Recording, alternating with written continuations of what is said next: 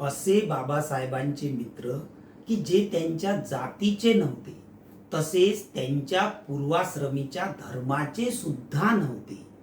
त्याचप्रमाणे डॉक्टर बाबासाहेब आंबेडकरांची परिस्थिती सुरुवातीपासून अगदी शेवटपर्यंत आर्थिकदृष्ट्या बेताचीच होती. परंतु हा त्यांचा मित्र अगदी उद्योगपती, भांडवलदार होता.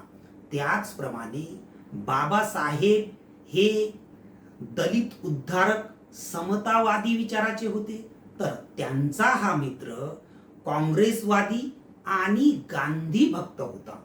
अशा प्रकारचा असलेला त्यांचा मित्र तरीही सुद्धा त्यांचे हे मित्रत्व अगदी सुरुवातीपासून त्यांच्या जीवनाच्या शेवटपर्यंत टिकून राहिलेले आहे. मग अशा प्रकारचा हा मित्र कोण आणि त्यांचे हे मित्रत्व कशा प्रकारे टिकून राहिले, या संबंधीचाच उलगडा आजच्या व्हिडिओमधून. तर मी आहे डॉक्टर वासुदेव भगत. डॉक्टर बाबासाहेब आंबेडकर अमेरिकेला उच्च शिक्षणासाठी गेल्यानंतर त्यांचा परिचय एक भारतीय विद्यार्थी नवेल भतेना यांच्याशी झाला. आणि हेच नवेल भतेना म्हणजेच पारशी धर्मीय उद्योगपती सुद्धा होते. म्हणजेच त्यांचे घराणे उद्योगपती होते, भांडवलदार होते आणि ते उच्च शिक्षणासाठी अमेरिकेला आलेले होते. बाबासाहेब आणि त्यांची मैत्री अगदी जिव्हाळ्याची निर्माण झाली. नंतर पुढील कालावधीमध्ये बाबासाहेब भारतामध्ये आल्यानंतर त्यांनी पूर्व ठरल्यानुसार बडोदा येथे नोकरी करण्यासाठी गेले. परंतु तेथील जाती व्यवस्था, त्यांना अपमानजनक मिळालेली वागणूक आणि त्याही नंतर एका पारशी धर्मशाळेमध्ये त्यांनी आश्रय घेतल्यानंतर तेथेही पारशी बांधवाकडून त्यांना अपमानित करून बाहेर काढण्यात आले. त्यानंतर बाबासाहेब मुंबईला आले. हे सर्व वृत्तांत त्यांनी त्यांचे पारशी मित्र नवेल भतेना यांना सांगितला. म्हणजेच बाबासाहेबांनी पारशी धर्मीयांकडून बडोदा येथे त्यांना अपमानित करण्यात आले, तरीही सुद्धा त्यांचा दुसरा पारशी मित्र तशाच विचाराचा असू शकतो असे त्यांनी मानले नाही. यावरून सुद्धा नवेल भतेना आणि डॉक्टर बाबासाहेब आंबेडकर यांची परस्परातील मैत्री किती जिव्हाळ्याची होती याचा प्रत्यय येतो. त्याचबरोबर पुढे नवेल भतेना यांनीच डॉक्टर बाबासाहेब आंबेडकरांना 2 शिकवण्या मिळवून दिल्या. कारण तेव्हा डॉक्टर बाबासाहेब आंबेडकर बेरोजगार होते, तसेच त्यांना पैशाची सुद्धा नितांत गरज होती.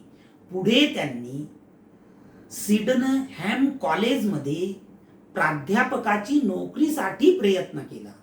त्यामध्ये सुद्धा नवेल भतेना यांच्या माध्यमातून दिनशा वाटशा यांच्या शिफारसीने त्यांना सिडनहॅम कॉलेजमध्ये नोकरी मिळाली. त्याचबरोबर त्याच दरम्यान बाबासाहेबांचा परिचय छत्रपती शाहू महाराज यांच्याशी झालेला आहे.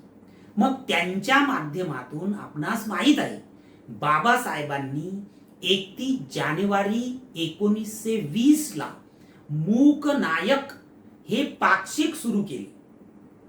हे पाक्षिक अधिक जोमाने चालावे, बाबासाहेबांना त्या संबंधीची मदत व्हावी म्हणून हेच नवेल भतेना वेगळ्या भूमिकेतून पुढे आले आणि त्यांनी गोदरेजच्या तिजोऱ्या म्हणजेच गोदरेज कंपनीची जाहिरात त्यांनी या मूक नायक या साप्ताहिकाला मिळवून दिली.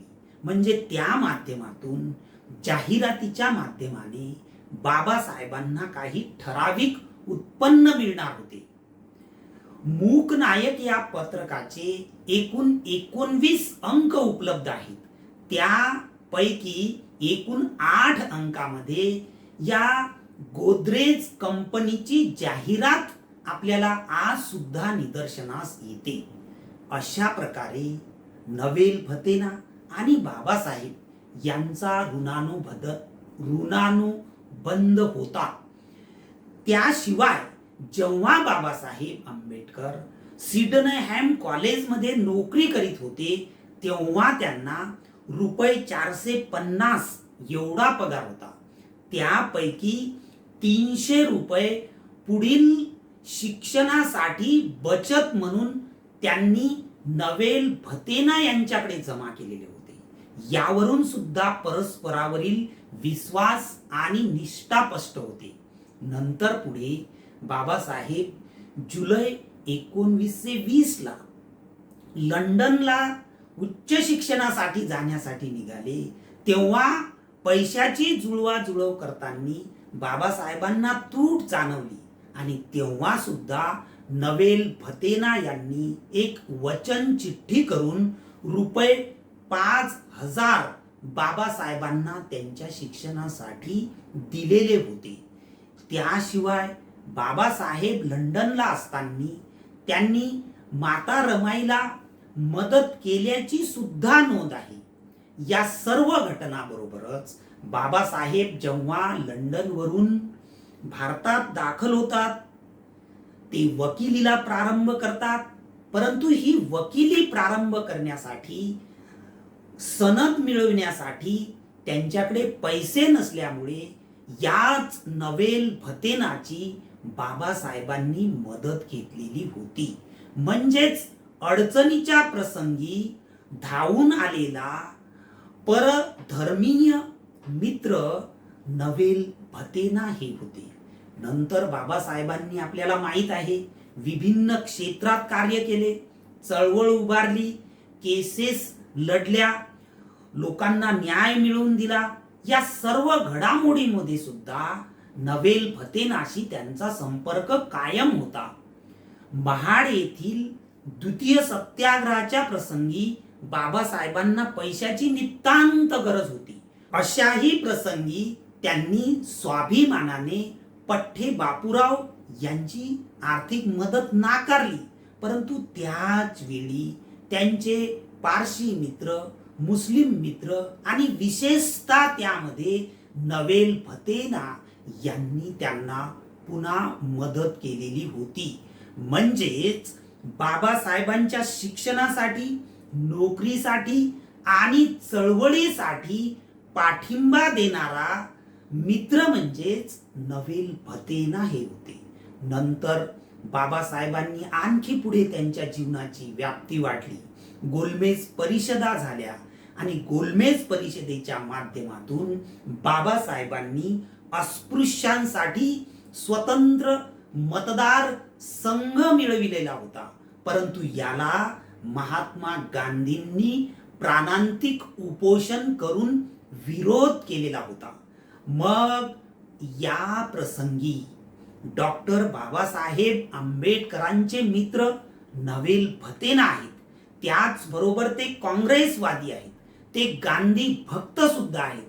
आणि त्या प्रसंगी त्यांना काँग्रेसच्या नेत्याकडून असे सूचित करण्यात आले की तुमचे मित्र डॉक्टर आंबेडकर यांच्याशी तुम्ही संवाद साधून त्यांच्या काही मागण्या मागे घेण्यास सूचित करा असे त्यांना सांगण्यात आले.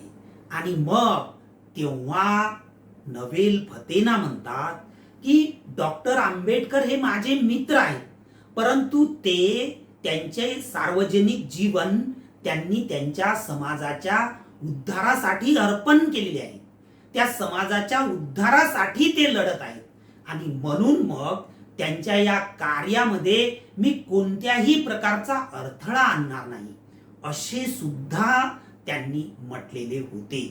यावरून बाबासाहेब आणि नवेल भतेना यांच्यामधील पवित्र, निर्मळ आणि निस्वार्थ मैत्रीचे आपल्याला जाणीव होईल. त्याही नंतर पुढे जेव्हा माता रमाईचे निर्वाण होते तेव्हा नवेल भतेना बाबासाहेबांना सांत्वनपर पत्र पाठवितात. याशिवाय पुढे ते समाजाची सेवा करण्यासाठी आपण द्वितीय विवाह करावा असे सुद्धा बाबासाहेबांना सूचित करतात. आणि जेव्हा बाबासाहेबांनी 15 एप्रिल 1948 ला द्वितीय विवाह केला तेव्हा सुद्धा त्यांनी अभिनंदनाचे पत्र पाठविलेले होते. या पत्राला बाबासाहेबांनी उत्तर सुद्धा दिलेले होते. म्हणजेच सर्वच कालावधीमध्ये बाबासाहेब आणि नवेल भतेना यांचे मित्रत्वाचे नाते अगदी कायम होते. या सर्व कालावधीमध्ये बाबासाहेब विभिन्न पदावर गेले. म्हणजेच त्यांनी स्वतंत्र मजूर पक्षामार्फत मिळविलेले यश, ते मजूर मंत्री होते, संविधान सभेमध्ये होते. त्याचबरोबर बाबासाहेब स्वतंत्र भारताचे कायदा मंत्री सुद्धा होते. या सर्व पातळीवर नवेल भतेना यांनी बाबासाहेबाच्या पदाचा वापर करून किंवा त्यांना तसे म्हणून कोणत्याही प्रकारचा स्वार्थ साधण्याचा प्रयत्न केलेला नाही. आणि म्हणूनच बाबासाहेब आणि नवेल भतेना यांची मैत्री टिकून राहिलेली आहे. याशिवाय बाबासाहेबांचे त्यांच्याशी अगदी घनिष्ठ कौटुंबिक संबंध असल्यामुळे बाबासाहेबांनी त्यांना एक विनंती केली होती. आणि ती विनंती अशा प्रकारची होती, माझा मुलगा यशवंत आणि पुतण्या मुकुंदा यांना योग्य व्यवसाय तुम्ही लावून द्या, कारण माझ्या राजकारणाच्या मार्फत मी त्यांना विशेष सहाय्य करू शकत नाही किंवा तशा प्रकारचा माझा स्वभाव गुणधर्म नाही, असे बाबासाहेबांनी त्यांचे मित्र नवेल भतेना यांना म्हटलेले आहे. आणि भतेना यांनी त्यांना सिमेंटचा कारखाना काढून देण्यास मदत केल्याची सुद्धा नोंद आहे. अशा प्रकारे वेगवेगळ्या प्रसंगी नवेल भतेना आणि बाबासाहेब भिन्न विचारसरणीचे असून सुद्धा त्यांची सतत संपर्क, सतत भेट झालेली आहे. आणि अगदी शेवटच्या कालावधीमध्ये म्हणजेच ऑक्टोबर 1956 ला बाबासाहेब आणि नवेल भतेना यांची मुंबईतील राजगृह येथे शेवटची भेट झाल्याची सुद्धा नमूद आहे. आणि त्या भेटीमध्ये बाबासाहेबांनी भतेनाशी अगदी 3 तास बंददार चर्चा केलेली होती. आणि मग त्याबद्दल बाबासाहेबांनी त्यांच्या द्वितीय पत्नी सविता आंबेडकर यांना माहिती देताना सांगितले की मी भतेना यांना विनंती केलेली आहे की माझी पीपल्स एज्युकेशन सोसायटी ही संस्था तू तुझ्या ताब्यात घे, नव्हे तर या संस्थेचा पदाधिकारी होऊन या संस्थेला अधिक पुढे अधिक व्यापक विस्तारित करावे असे मी त्यांना सूचित केलेले आहे, असे बाबासाहेबांनी सांगितले. म्हणजे यावरून बाबासाहेबांचा त्या प्रसंगी सुद्धा नवेल भतेना यांच्यावरील विश्वास आणि निष्ठा, प्रामाणिकपणा स्पष्ट होतो. परंतु अगदी 2 महिन्यानंतर बाबासाहेबांचे महापरिनिर्वाण झाले आणि तशा प्रकारची संस्थेमध्ये पदाधिकारी होण्याची संधी नवेल भतेना यांना मिळालेली नाही. हा संपूर्ण वृत्तांत माईसाहेब आंबेडकर म्हणजेच बाबासाहेबांच्या द्वितीय पत्नी यांनी एक ग्रंथ लिहिलेला आहे. तो ग्रंथ म्हणजे डॉक्टर बाबासाहेब आंबेडकरांच्या सहवासात. या ग्रंथामध्ये बाबासाहेब आणि नवेल भतेना यांच्या मित्रत्वासंबंधीची सविस्तर माहिती नमूद करण्यात आलेली आहे. याशिवाय बाबासाहेबांचे चरित्रकार खैर मोडे यांनी सुद्धा अनेक ठिकाणी या संबंधीची नोंद केली.